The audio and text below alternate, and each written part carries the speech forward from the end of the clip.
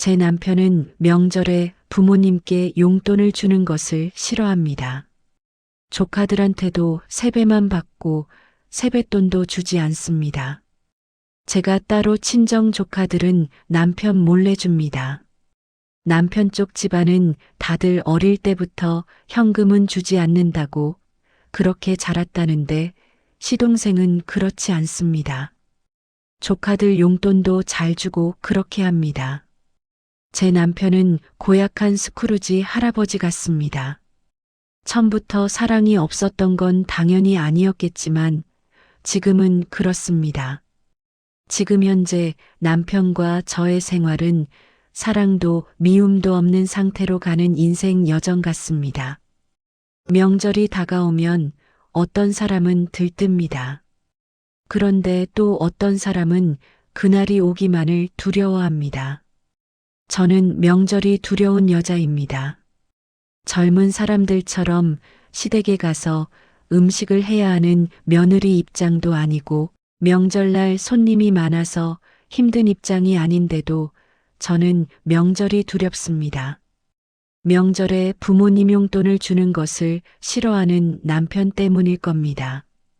남편은 매달 20만 원 드리고 있고 어버이날과 생신 때도 10만 원을 추가로 드리는데 또 명절 2번도 드려야 되냐라고 합니다. 명절을 일주일 앞둔 어느 저녁날입니다. 저는 부엌에서 남편이 좋아하는 김치찌개를 보글보글 끓이고 있었습니다. 하지만 그 소리 속에 묻힌 건 저의 한숨 소리뿐이네요. 또 그 얘기 나올 텐데 명절 때가 되면 저도 모르게 불안해집니다. 부모님 용돈 드릴 거 얘기하면 또 얼굴이 굳겠지. 그리고 또 얘기하겠지. 명절이 다가오면 항상 이러니 같은 얘기를 도대체 해마다 왜 계속하게 만드는 건지 라고 저는 생각하고 있었습니다. 아침에 명절 용돈 얘기를 살짝 꺼내었기 때문에 우린 서로가 용돈 얘기가 저녁상의 반찬으로 나올 것 같아 서로가 조금은 예민해져 있었습니다. 저의 마음은 더더욱 불안함에 기울어져 있었습니다. 매달 드리잖아. 남편은 살짝 굳은 얼굴로 지나가듯 얘기합니다. 그래도 명절이잖아요. 부모님께 조금은 드려야지. 라고 제가 얘기를 하자마자 매달 20만 원씩 드리잖아. 어버이날 생신 때도 챙기고 명절까지 또 줘야 돼? 그건 좀 너무하지 않아? 라고 또 얘기합니다. 그렇다고 어찌 빈손으로 가서 부모님 뵙고 옵니까? 라고 제가 얘기를 했어요. 친정에 가서 우리가 먹고 오는 음식만 해도 10만 원은 될 거라고 했습니다. 남편이 갔다 왔다 하면서 지출되는 기름값과 시간은 어찌하고 라고 합니다. 누가 명절날 부모님 뵈러 가면서 시간값을 계산하나요? 우리는 신혼부부도 아니고 사위 며느리까지 다 본 사람이 명절날 10만 원도 솔직히 너무 작은 금액이잖아요. 우린 돈이 없는 집은 아닐 겁니다. 평균은 된다고 봅니다. 남편은 평균 직장인의 연봉을 한 달 수입으로 가져올 때도 많았습니다. 이런 거 보면 정말 고약한 스크루지 할아버지 같습니다. 매월 드리는 20만 원이라는 용돈은 엄마 생활비로 형제들이 똑같이 다들 챙겨드리는 거고요. 명절을 어떻게 그냥 넘어가나요? 라고 제가 얘기했지만 솔직히 남편은 명절에 전화만 드리고 시댁과 친정을 가지는 않습니다. 시댁은 멀어서 그렇다 치더라도 친정은 2시간 거리입니다. 명절에 당일날 한 번도 가보지를 못했습니다. 지금이 무슨 조선시대입니까?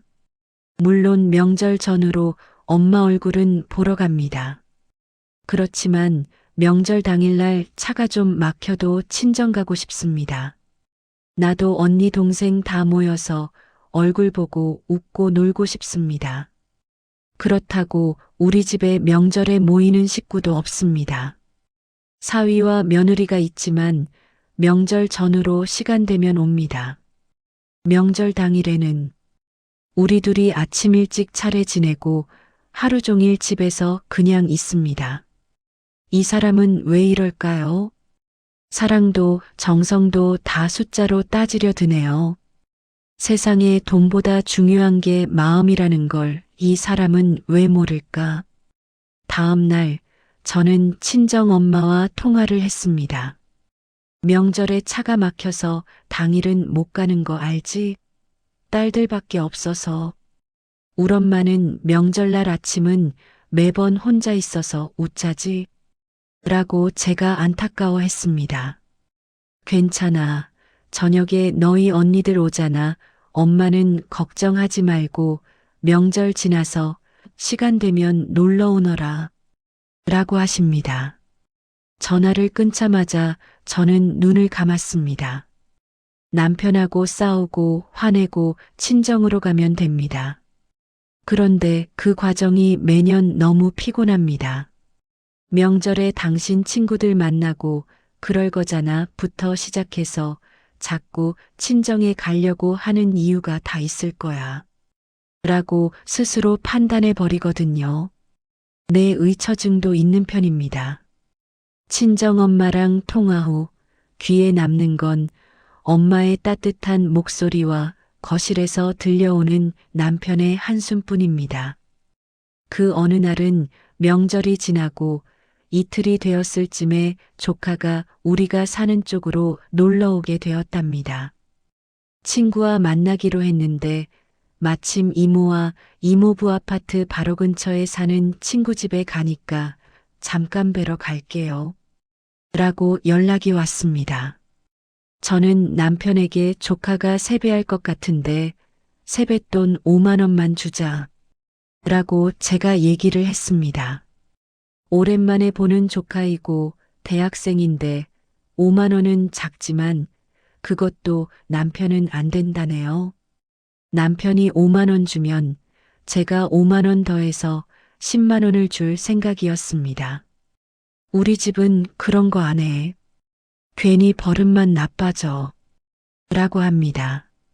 순간 욕할 뻔했습니다. 그런데 세배는 받을 거잖아요. 라고 했습니다. 남편은 세배 못하게 해라고 합니다. 시동생은 주던데 당신은 왜 안 주는데 같이 자랐는데 당신은 현금으로 주는 건 안 된다는 건 이해가 안 돼라고 하자. 내 동생은 돈이 많잖아 라고 합니다. 저는 말문이 막혔어요. 가슴 속에서 뜨거운 게 치밀어 올랐고요. 제가 주면 됩니다. 하지만 남편의 저런 행동이 전 너무 싫습니다. 같은 집안에서도 다 다르게 사는데 왜 내 남편만 이리도 꽁꽁 얼어붙었을까요?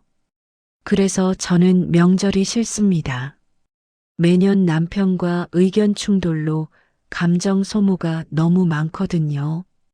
각자 원하는 삶으로 살면 되는데 둘이 왜 같이 살면서 이러고 있을까요?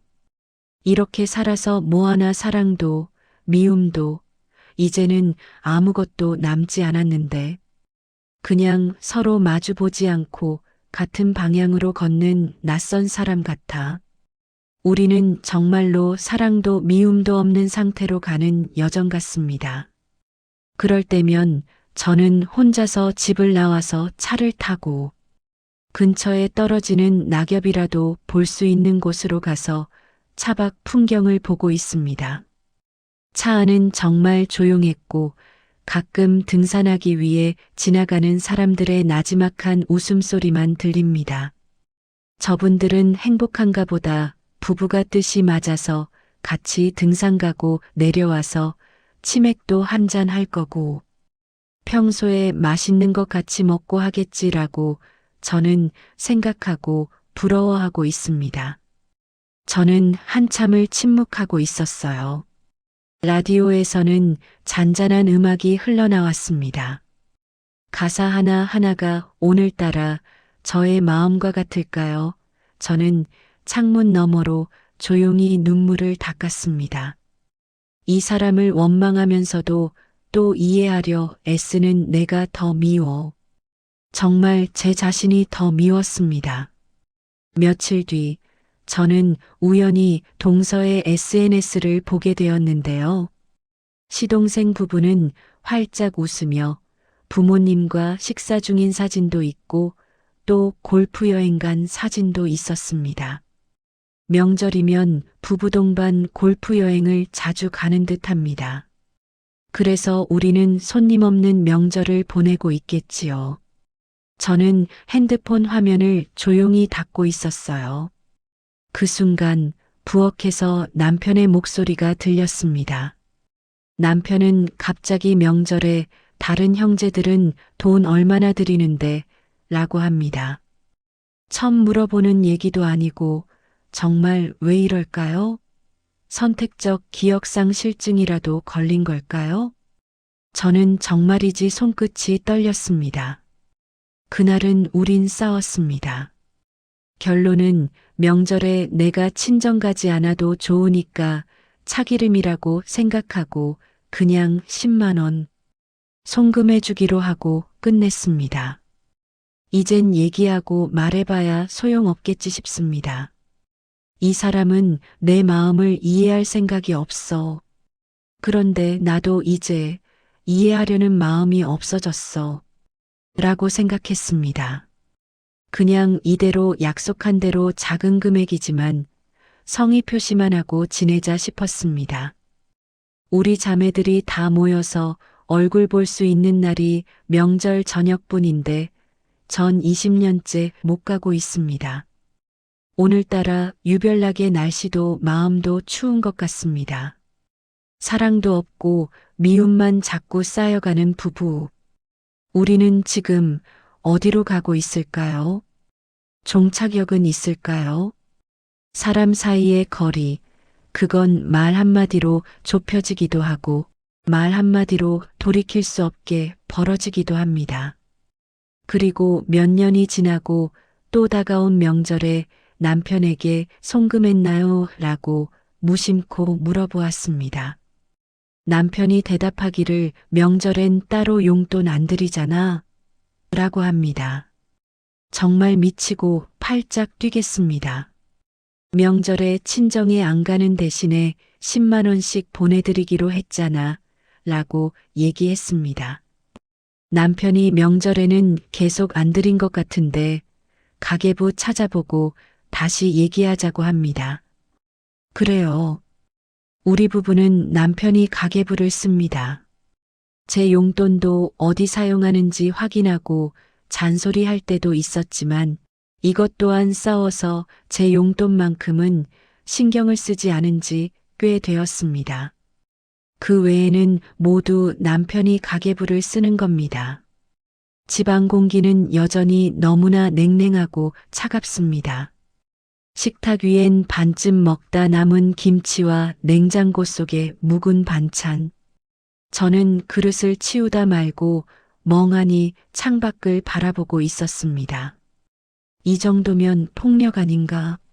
이런 상황에서 이렇게 가정을 유지하면서 살고 있는 거면 내가 세뇌 교육이라도 되었나를 생각하고 있었습니다. 이번 일만 지나면을 계속하다 보니 평생을 이렇게 살고 있는 것 같아 속이 상합니다. 이제 얼굴도 많이 늙었음이 거울을 통해 보이는데 결국 이렇게 한평생을 살았구나가 저를 아프게 합니다. 제가 그런 부분에서 힘들어 한다는 것을 엄마는 알고 있었나 봅니다. 어느 날 엄마가 제 손을 잡고 얘기를 했습니다. 얘야, 내 얼굴 보는 게 제일 큰 선물이다 라고요. 그런데도 나는 마음이 너무 아픕니다. 돈은 제가 드려도 되지만 남편이 친정 엄마에게 저는 사위가 아니고 아들입니다. 라고 말은 그렇게 하면서 명절 용돈을 드리지 않다니요. 저녁 무렵 남편이 가계부 보니까 송금만 했는데 라면서 얘기합니다. 명절에 따로 드리지 않는다고 몇 년 전 거부터 다 봤는데 송금해 드리지 않았답니다. 정말 욕이 목끝까지 차오름을 느꼈습니다. 진작 알았다면 내가 따로 드렸을 텐데요.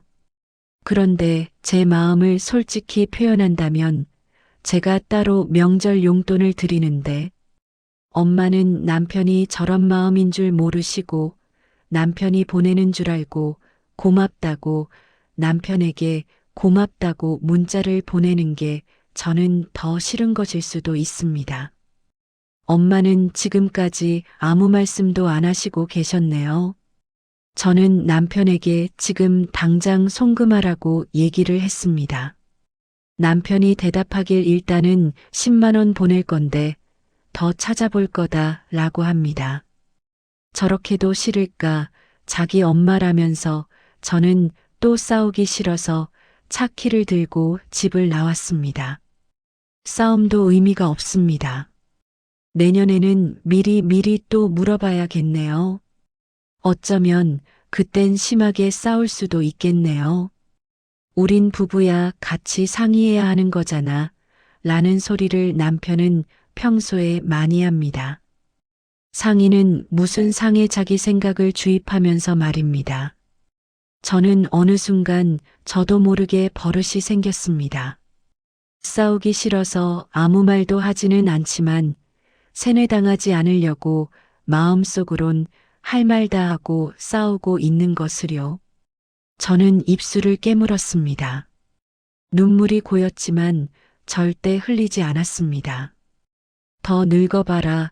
너 주변엔 아무도 없을 거야 라고 생각하면서요. 그땐 버릴 거야 라고요. 같이 상의라니 당신은 언제 내 마음을 상의해 줬나요? 내가 뭘 느끼는지, 뭘 원하는지 한 번이라도 물어봤냐고. 이러니까 당신이 이기적인 거야. 인터넷에 사자와 소 이야기를 검색하면 표현이 잘 된 글이 나옵니다. 저는 소입니다. 남편은 사자이고요. 소는 풀을 원하는데 사자가 자꾸만 자기 기준에서 좋은 고기를 준다는 얘기입니다. 남편도 자기가 원하는 거는 제가 원하지 않아도 해줍니다. 비싼 거도요. 비싼 팔찌를 제가 원하는 게 아니라 난 소인데 말입니다. 사자와 소 얘기를 하면서 제가 원하는 거 해주면 좋겠다고 얘기를 했는데도 소용이 없습니다. 사랑만 사라진 게 아니라 우리는 이렇게 싸우다 보니 미움만 잔뜩 남았구나 라고 생각을 했습니다. 그날 밤은 대화 한마디 없이 지나갔습니다. 아침이 되어도 남편은 아무 말이 없다가 송금했다 합니다. 저는 커피를 내리며 남편을 힐끗 봤습니다. 남편의 표정은 여전히 차가웠습니다. 저는 커피잔을 내려놓았습니다. 잔이 탁 하고 부딪히며 잔잔한 커피가 튀었네요. 제 손에도 저도 모르는 화가 나 있었던 모양입니다. 우리 부부는 같이 하는 취미도 없습니다. 제가 좋아하는 건 남편이 죄다 싫어합니다. 그렇다면 남편이 좋아하는 건 헬스밖에 없습니다. 우리 부부는 외식하러도 잘 다니지 않습니다. 음식 선택부터 서로가 맞지를 않습니다. 남편은 특히 회를 좋아하고 저는 특별히 가리는 건 없는데 회는 솔직히 질립니다. 저는 남편을 위해서 회를 먹으러 같이 다녔는데 남편은 제가 좋아하는 파전이나 스파게티, 돈가스 같은 건 절대 같이 먹으러 가지를 않습니다. 제 생일날 스파게티 먹으러 가자고 했는데 결국 먹으러 가지 않더군요. 딸 부부랑 같이 갔습니다. 그 식당에 스파게티만 있는 건 아니잖아요. 그런데도 먹으러 가지 않는다는 건 이건 그냥 무시하는 거죠. 장모로서 사위에게 많이 민망하고 부끄러웠습니다. 정이라곤 조금도 없는 그냥 무관심한 삶인 거죠. 남편이 늙어서 아프면 절대로 돌봐주지 않을 겁니다. 제가 아프면 남편은 사람을 쓰지 자기가 저의 곁에 있을 사람이 아니거든요. 얼마 전에도 저는 남편으로부터 상처를 받았습니다. 시장에 게장을 사러 가자고 남편이 얘기를 했어요. 시장에서 제일 안쪽에 있는 게장집부터 들러서 나오는 길에 칼치를 사야겠다고 하고 나섰습니다. 게장부터 사고 나오는 길목에 칼치 매대가 있어서 칼치를 샀습니다. 그리고 주차장으로 가는 길목에 조그만 소쿠리에 찰기장을 담아놓고 파는 할머니가 계셨어요. 제가 찰기장 하나를 가리키며 달라고 했습니다. 남편이 그건 계획에 없는 거라고 그냥 가자고 합니다. 할머니는 이미 비닐에 담고 계시고요. 그리고 우리는 싸웠습니다. 너무 화가 났습니다. 할머니가 민망해 하실 것 같아서 발걸음은 주차장으로 빠르게 걸으면서 싸웠습니다. 제 주장은 여기서 찰기장을 사지 않으면 나는 내일이라도 따로 마트를 들러야 되잖아요. 찰기장을 사러 멀리 가야 되는 것도 아니고 주차장 바로 가는 길에 있는데 여기서 사는 게 훨씬 좋은 거잖아요 라고 했고요. 남편은 그건 오늘 우리 계획에 없던 거잖아. 딱 사기로 한 것만 사야지. 난 계획이 바뀌는 게 정말 싫다고 라고 합니다. 이 일을 어떻게 해석을 해야 하나요? 남편이 부족한 사람인가요? 아니면 제가 바보일까요? 제가 바보겠지요. 제가 바보 맞는 것 같네요. 남편과는 다시는 시장에 같이 안 갈 겁니다. 마트도 같이 안 갑니다. 같은 이유고요. 식당도 같이 안 갑니다. 옆자리 손님이 어떤 부류냐에 따라서 우리 부부가 싸울 수도 있으니까요. 같은 취미도 없고요. 우리 부부는 왜 같이 살고 있을까요?